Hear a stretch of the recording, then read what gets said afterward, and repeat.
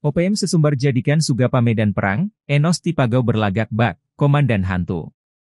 Belum lama ini, OPM mendeklarasikan perang terbuka di wilayah distrik Sugapa, Kabupaten Intan Jaya. Itu mereka lakukan dengan tujuan ingin merebut distrik Sugapa yang selama ini masyarakatnya hidup dengan aman dan damai. Berdalih tidak ingin melukai masyarakat sipil, OPM meminta warga untuk tidak keluar rumah. Deklarasi perang di Sugapa dicetuskan seorang pentolan yang merangkap sebagai jubir OPM, Sebbi Sambom.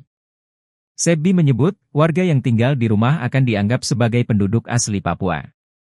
Namun, siapa saja nekat keluar rumah, maka dianggap sebagai militer Indonesia.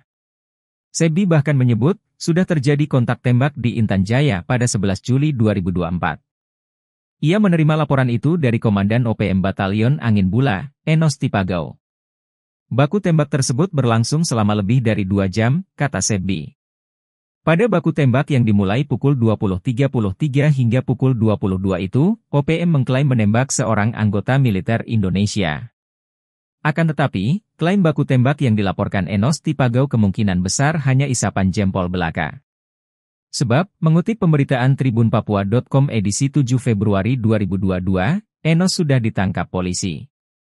Melihat sepak terjangnya yang dikenal kejam, kecil kemungkinan masa hukumannya hanya 2 tahun saja.